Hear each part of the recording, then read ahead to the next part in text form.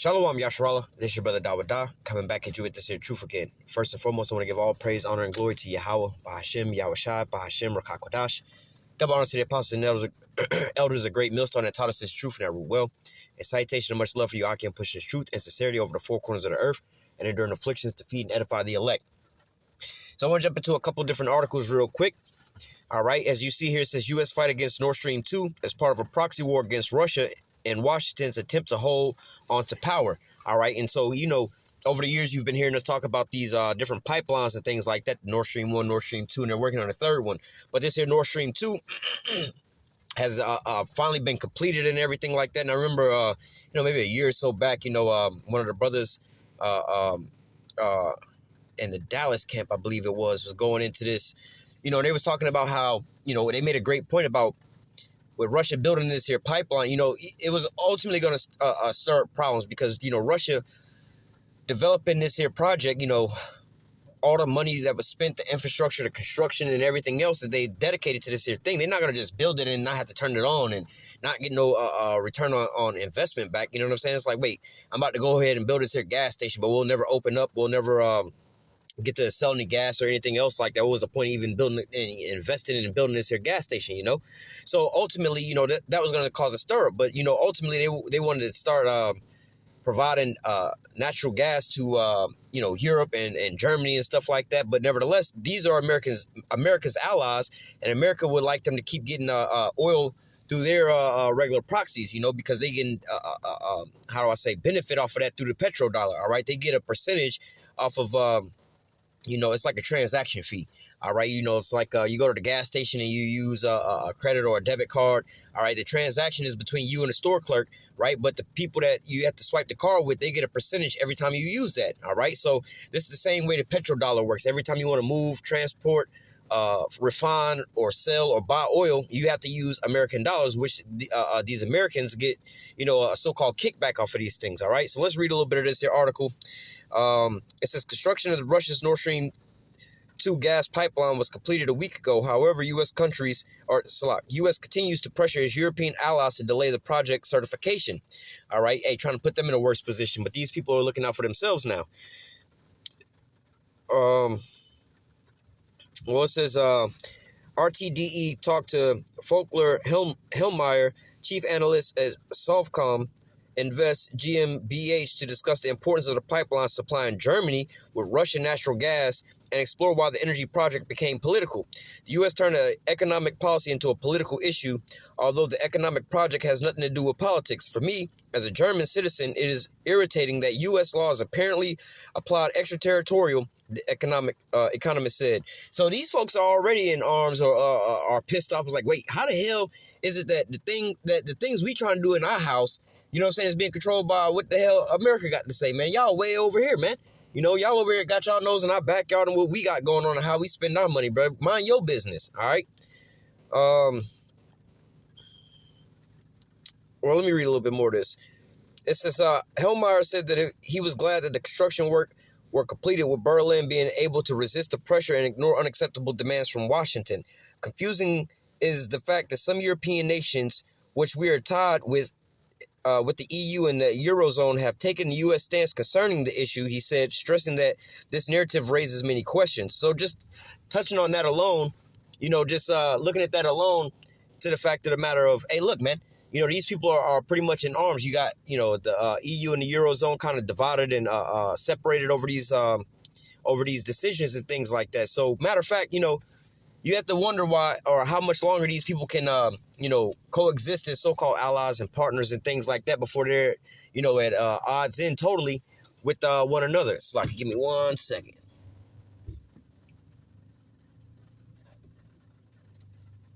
All right, hopefully we can get through with that.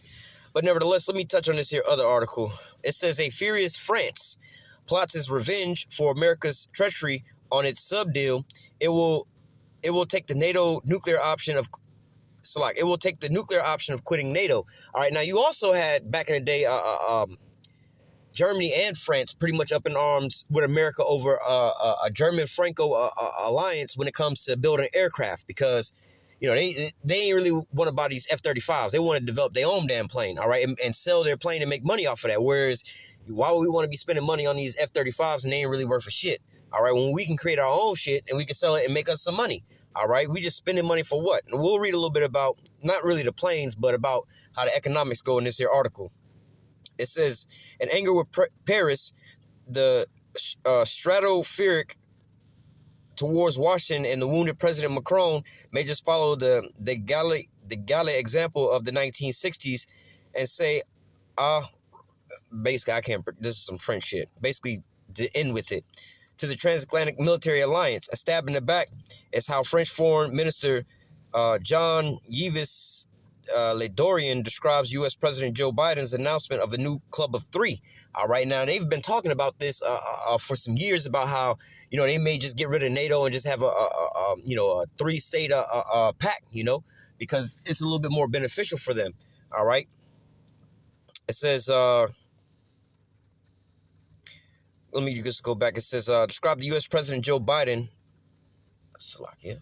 All right, we good. It says, President Joe Biden announcement of a new club of three, the U.S., Great Britain, and Australia, under the guise of countering China in the Indo-Pacific region. All right. You know, they'll talk about it in here, but how they always keep pushing this here narrative of a boogeyman and the necessity of how do I say, furthering this military industrial complex.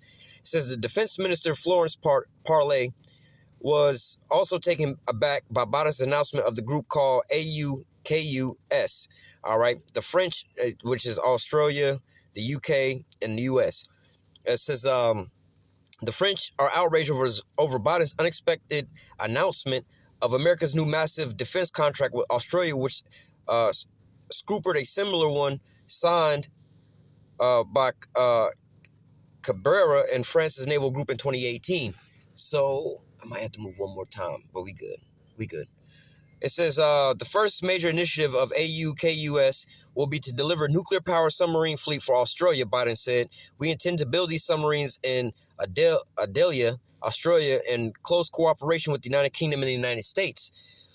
Who's Biden kidding? The entire charade is about using a Chinese boogeyman to keep the U.S. military-industrial complex in a manner to which the shareholders have become accustomed, you know, constantly keep building and blowing up more bombs so we can make more money. If it was really just about national security, there would already be a French contract in place to achieve it. The betrayal is particularly jarring since it comes around the same time as two other events which underline the sacrifices that the France have made in solidarity with the U.S. First, within hours of Biden's announcement, French President Macron informed the world that France forces in the Sahel region of Africa have neutralized the leaders of ISIS responsible for the death of American soldiers in 2017. Secondly, the recent chaotic U.S.-led withdrawal of a 20-year war in Afghanistan left many French, all right, so you see how they deal with these people. Hey, they drag y'all into this shit and then leave y'all ass out to dry. And you don't reap none of the benefits from going out there and sacrificing your people. This is how these nations are looking at America now. Like, bro, we tired of the bullshit, man.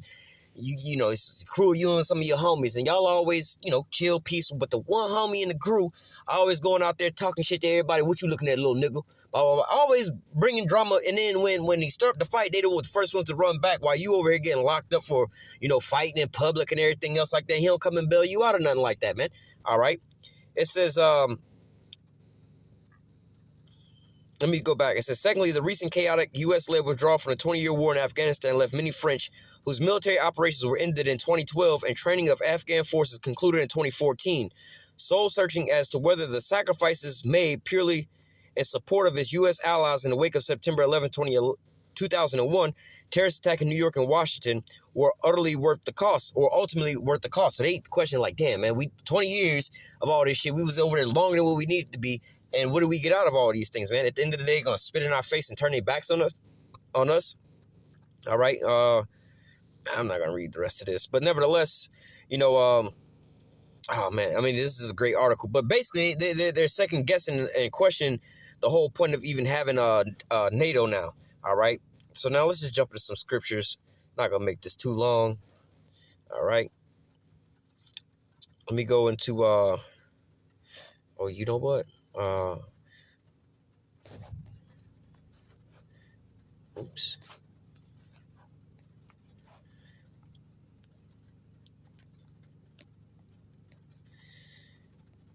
This is Matthew 12:25. And Yahushua knew their thoughts and said, every kingdom divided against itself is brought to desolation, and every city or house divided against itself shall not stand. All right. So, or keep going. And if Satan cast out Satan, he is divided against himself. How then can his kingdom stand? Now you're starting to see this not only with the EU. All right. You got what they call the Brexit. All right. And other nations are trying to leave that conglomeration. All right. The EU, the Eurozone type deal. All right. Then also you got America. They've always had their backs turned on NATO, but now NATO is sobering up and looking at them now. It's like, yo, bro, hey, what's going on here? You know, they sobering up. It's like, you know what? We need to do what's best for us now. All right. So now they're becoming divided against one another. How are they going to be divided against one another and they still trying to plan to go to war with Russia? They need all hands on deck to go fight that war, but it's not looking too good for them. But ultimately, this is all prophecy coming together anyway, because we know that, like the scriptures say, all ye that bend the bow, stand around about her and shoot your arrows at her and spare none. So we know, and we'll read some of the other prophecies as well too, but we know that America's allies are going to ultimately wind up turning on her, man. All right, and leave her out to dry. So let's go grab that in the book of Obadiah real quick. Obadiah 1:7. It says, all the men of thy confederacy, all right, and being in conglomeration or in league with one another, man. They signed the NATO agreement, the Rome Treaty, and all these different things like that to be, to say, hey, we're going to move together as one unit. Yeah, we got our individual nations and things, but we're going to move together as one unit for on one accord for one agenda for us to maintain the top dominancy, all right? But now you're starting to see them, with an evil eye towards one another, not to say nation against nation, but really Edomites against Edomites, all right, in their respective land masses, all right, which is breaking up their block of their state block, more or less to say, all right, because again, when you look at, like you say, the EU, all right, you look at that as one big nation, but it's really a bunch of different European nations together, man, all right, but now you're starting to see, hey, Germany want that oil from Russia, which Russia is an enemy to America, all right, which is going to be putting more money into Russia's pockets for them to create more arms to use against America. America see what the hell is going on with that, so they like, fuck, we stuck in a rock and a hard spot, and if we say anything to Germany and them about it, all they're gonna do is leave us. That's one less ally we got to fight against Russia, and one more enemy we got to fight against Russia.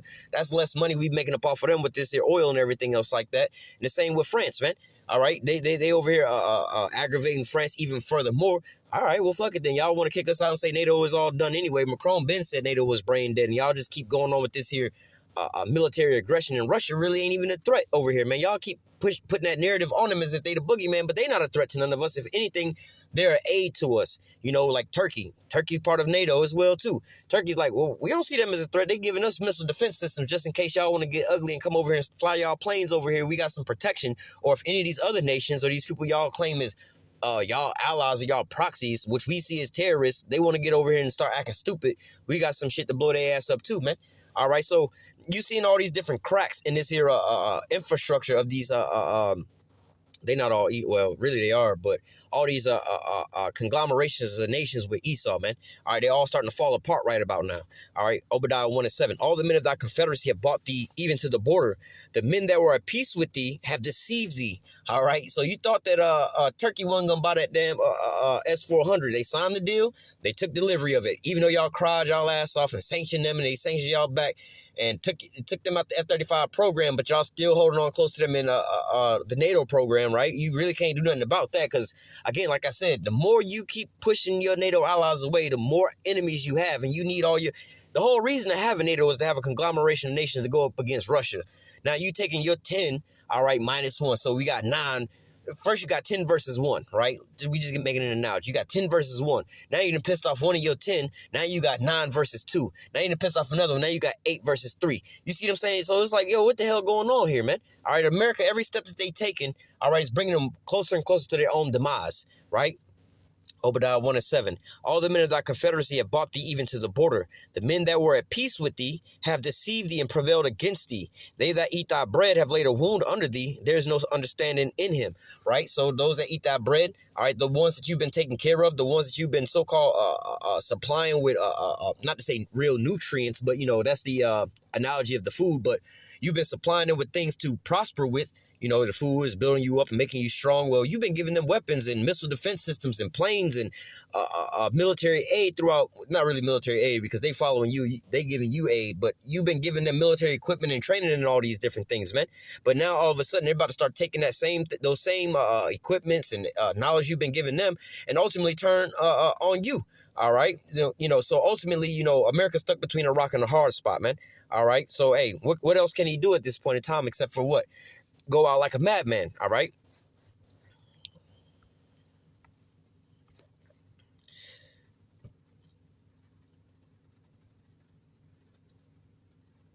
Let me start up here at Revelation 17 and 12. And the 10 horns which I saw, let me start at verse 1. Oh, actually, let me start at verse 3 just to get to the point. Revelation 17 and 3. So it carried me away in the spirit into the wilderness, and I saw a woman, all right, who is a representation of America, sit upon a scarlet-colored beast, which is a representation of NATO and the EU, all right, full of names of blasphemy, having 7 heads and 10 horns, all right? So ultimately, this is, the image of this is basically, you got a horse rider and you have the horse. Now, the horse rider is controlling the horse and steering it whichever way it goes. So America being that horde that's riding upon the beast is steering the beast, which is NATO and the EU. All right, their military arm into which nation they're going to go in and invade and plunder and go to war with. All right, you don't see France saying, "Look, we fuck these other people in these other nations. We finna go to war and we bringing NATO with us." Or Germany saying, "Fuck these niggas over here. We finna go over there and bomb their country and we bringing NATO with us. We dragging America over here into this here war." You don't see the UK. Well, you don't see Turkey doing this, rolling up in another country and bringing America over there. No, America ain't been drugging no war off of nobody else. Well, you can say Israel, but America ain't really been drugging in no damn war for none of these other nations. But all these other nations are at America's side when they go marching up into somebody else's country, even at the expense and the sacrifice of these other nations losing out and gaining nothing. But now they're starting to wake up to these things, man. All right. So just touching on who the horde and the beast are. It says, verse 10.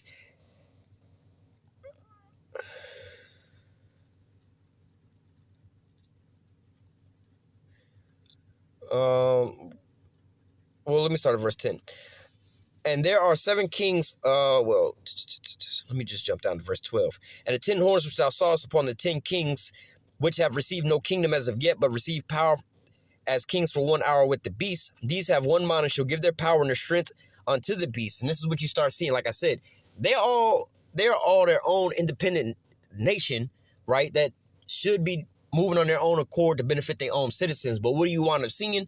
Things like the formation of the EU, the Eurozone and things like that, man. All right, because of the fact of, look, they didn't put all together all their nations into one big block. All right, it's like, yo, we gonna roll as one big nation, even though we're a conglomeration of nations respectively. We're gonna roll as one big nation, and guess what? We're gonna give all of our power over to America to lead us into wherever the fuck they gotta go. We're gonna be the extended military for their ass, man. All right, and this is what you're starting to see. But now you're starting to see the divide. Now you're starting to see the cracks inside the Lord's will we'll close out on that. Now you can start seeing the divide of these nations. Matter of fact, let me go there first. Come back. Where's that? Daniel 2? I think it's in Daniel 2.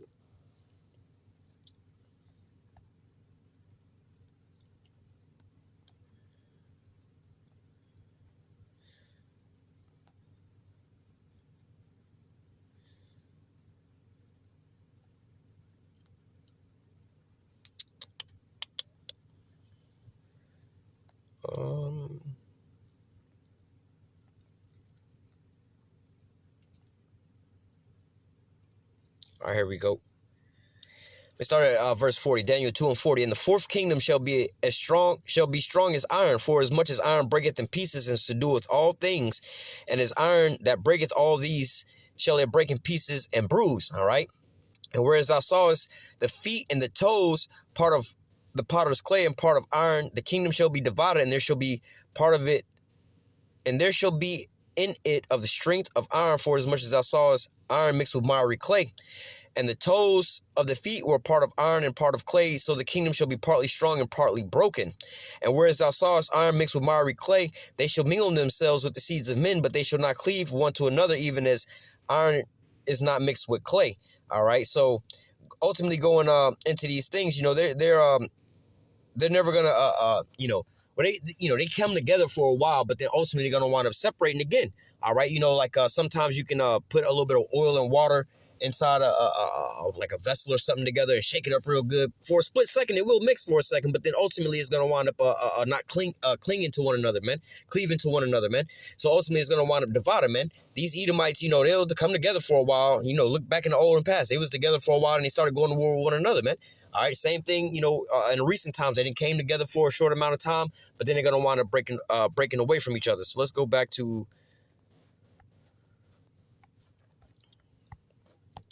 Revelation 17, and where was we reading at?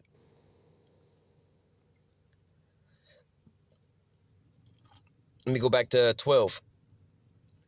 And the 10 horns which thou sawest are 10 kings which have received no kingdom as of yet, but receiveth power as kings 1 hour with the beast. All right, we see that they came together. These have one mind and shall give their power and strength unto the beast. All right, so let's jump down to verse 16. Well, we can start at 15. All right, because this explains, who America or that whore is. And he said unto me, the waters which thou sawest, where the whore sitteth, all right, the whore being America, are peoples and multitudes and nations and tongues. So again, going back to that image of the horse and the horse rider, she's sitting on top of all these other nations and guiding them wherever they're going to go. All right. The 10 horns which thou sawest upon the beast, these shall what? Hate the whore and make her desolate and naked, and shall eat her flesh and burn her with fire. So ultimately, they're going to be riding together with one another for a while, but then ultimately that horse is going to get tired of the horse rider keep beating them and kicking them with those little spikes in the back of their boot. And then ultimately that horse is going to wind up bucking and throwing the rider off. All right. So we ultimately know that, these nations are going to come together and wind up shooting their arrows at America, man. All right. They're going to wind up using all their, their military and their weaponry and things like that, ultimately cutting deals with Russia.